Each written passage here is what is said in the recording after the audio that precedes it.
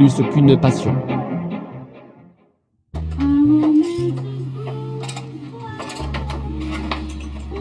Alors ça, tu vois, c'est de la très bonne durite. C'est de la Man Blues. C'est de la durite Man Blues. Raph, comment je pourrais me présenter? Je suis l'antithèse du mec blasé. J'adore les mécaniques de caractère. Pour moi, la mécanique, c'est une philosophie, c'est une façon de se comporter, d'être. C'est un moyen que l'homme a trouvé pour que sa jambe court plus vite ou que son bras soit plus fort. Alors qu'est-ce que j'aime comme mécanique de caractère? Bon, c'est vrai que j'aime bien les motocyclettes anciennes. Je pense que vous en verrez quelques-unes. J'aime bien les automobiles, j'aime bien les machines à vapeur, j'aime bien les avions, les vrais avions avec des hélices. J'aime bien les bateaux à vapeur, j'aime bien les locomotives à vapeur. J'aime bien les machines à coudre, les machines à imprimer, certaines machines-outils aussi me fascinent. La façon dont l'homme déploie son intelligence, c'est un émerveillement pour moi. Alors je descends d'une famille de mécaniciens. J'avais un grand-père qui était le metteur au point des moteurs d'avion chez New-Méron, qui était un fief fécond, parce qu'il ne m'a jamais donné le moindre renseignement. Mon père était un mécanicien aussi, lui c'était un technicien, il était à la planche à dessin. Bon, il m'a appris à tenir une lime. Et puis mon amour de la moto, je l'ai découvert à 14 ans en allant en Angleterre, où là j'ai vu les mods, les rockers avec leurs machines, et en France on en était au cyclosport à vitesse, et les Anglais, leur cyclosport ça s'appelait 650 Triumph, 750 Norton, 500 BSA Goldstar. Je me suis dit mais qu'est-ce qu'on peut être en retard? Alors, je vous dis pas que ça se soit passé de façon simple, hein. Je me suis souvent tapé sur les doigts, je me suis pris des belles gamelles. Et puis en plus, j'avais envie d'aller un petit peu jouer dans la cour des grands. Pour moi, la compétition motocycliste, c'était un aboutissement, c'était le nec plus ultra. Et un jour, sont apparues les courses de motos anciennes.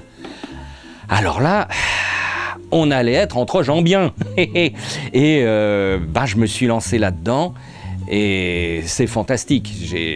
J'ai des souvenirs de compétition très très forts. J'ai aussi quelques balafres, hein, souvenirs de compétition. Des fois, je me suis bien ramassé. Et puis après, l'âge venant, je commençais à me dire que si je me gamellais, j'allais être plus long à me ressouder. Et je me suis orienté vers la rédaction d'articles sur les motos anciennes. Et puis un jour, on est venu me trouver en disant « Tu veux pas venir commenter un petit peu les courses ?» T'as l'air de connaître 2-3 trucs là-dedans. Et maintenant, à 67 ans, c'est surtout ça que je fais. Je commande des manifestations. Et voilà, c'est parti pour le 700 voitures.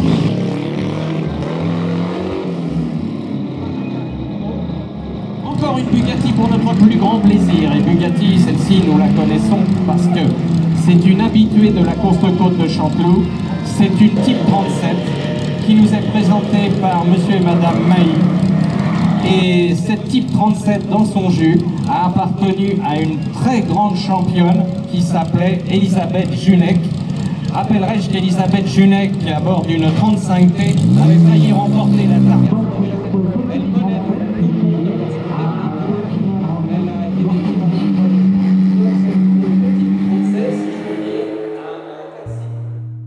Qu'est-ce qui m'a amené à collectionner les véhicules?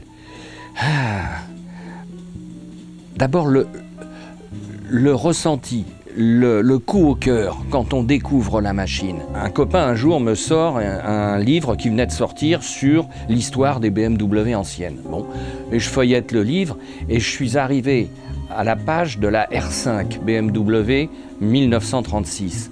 J'ai ressenti un coup de poing à l'estomac, j'ai dit mais quelle splendeur! Cette machine est d'une pureté de dessin quasi absolue. Alors, quand on est en face d'une machine comme ça, Et c'est ce qui se passe un petit peu, c'est ce qui s'est passé lorsque j'ai pu découvrir telle ou telle machine de ma petite collection. Et puis, il y a aussi un autre cas de figure, c'est qu'on a une idée de moto. Et ben, cette idée, la moto n'existe pas, donc il faut se cracher dans les mains et la faire. Quand j'avais 16 ans, je rêvais d'un café raceur, comme ça, comme ci et tout. Et il y a 7 ans, 8 ans, j'ai construit ce fameux café raceur dont je rêvais il y a 7 ans. C'est à genoux chienne. Alors, elle a un look de machine de course, mais c'est fait pour rouler sur route et un peu faire le beau. Alors, chaque pièce, je l'ai usinée comme j'aurais fait sur une authentique machine de course. J'ai fait un petit tableau de bord en dural de 8 d'épais. Le carénage, je l'ai fait. Le réservoir, je l'ai fait avec l'aide du grand pape en matière de fibres de stratifiées, de fibres polyester, etc., qui est Pierre-Louis Tébec. Je lui avais dit, écoute Pierre-Louis, donne-moi les conseils et je fais le boulot. Et il a dit, bon ok, et grâce à lui, j'ai pu le faire.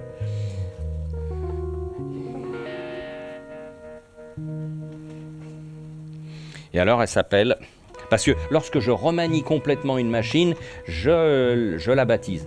Et là je l'ai appelée à genoux chienne, en un seul mot. C'est de la provocation, comme c'est de la provocation de faire ça avec une 69S.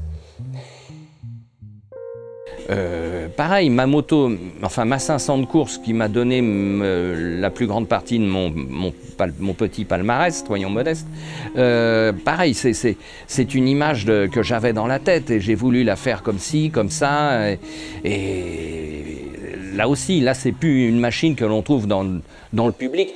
J'ai honte quand je présente cette machine de cette façon parce que bon, c'est ma 500 de course, c'est avec elle que j'ai couru pendant des années en l'améliorant un peu à chaque fois, car un véhicule de course n'est jamais figé. On l'améliore, on le prépare pour telle ou telle compétition, tel ou tel circuit. Donc ça, c'est ma 500. Qui, au départ, c'est une R50S, une 500 Sport BMW de 1960. Mais il doit rester d'origine quelques pignons dans la boîte et puis c'est tout. Et en plus, non seulement c'est moi qui l'ai construite, qui l'ai modifiée, mais c'est elle qui m'a permis de gagner. Alors encore une fois, elle est baptisée, c'est Freya son nom. Ah, c'était, ouais. Ah bon sang, les joies terribles qu'elle a pu me procurer. Et alors, faut entendre sa voix, faut entendre quand elle chante.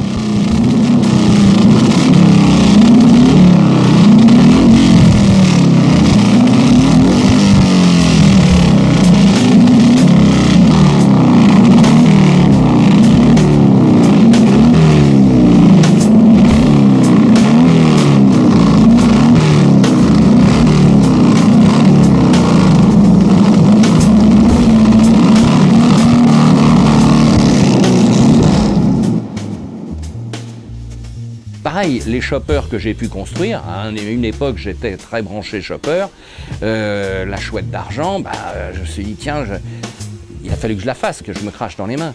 Et encore une fois, la mécanique, je l'ai apprise en autodidacte. L'usinage de pièces, pareil, c'est en me mettant des copeaux dans les doigts et en me tapant sur les mains que j'ai peu à peu appris. C'est la dernière que j'ai faite. C'est la fausse vraie BMW. C'est une moto qui avait été faite en France avec des pièces que les nazis avaient abandonnées quand les Français les avaient jetées hors de Paris en août 1944. Alors, c'est une machine qui est composée d'un moteur qui vient d'une R75, ce que certains appellent vulgairement une type Russie, et le cadre venait d'une R71. Il y avait un ingénieur français qui avait eu l'idée de mettre l'un dans l'autre et qui a sorti cette moto. Et il y en a eu peu de construites. Pour certains, il y en a eu 80. Pour d'autres, il n'y en a eu que 60. fait par le CMR, Centre de montage et de réparation, d'où cet insigne qui ressemble à l'insigne BMW, mais qui n'est pas l'insigne BMW. C'est une moto française. Et cette machine, je n'espérais même pas un jour en avoir une. Là, j'ai gagné un concours de circonstances. J'ai pu la récupérer, elle était dans un très sale état. La restauration a duré 3 ans, mais c'est un bon Dieu de bonheur à conduire. C'est une machine à couper le souffle.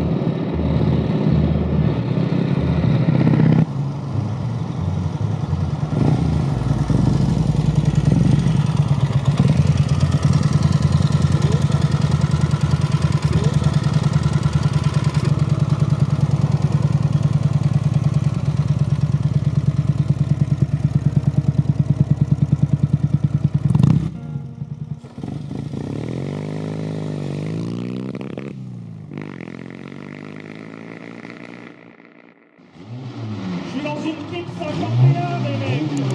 Voilà, c'est un Winston.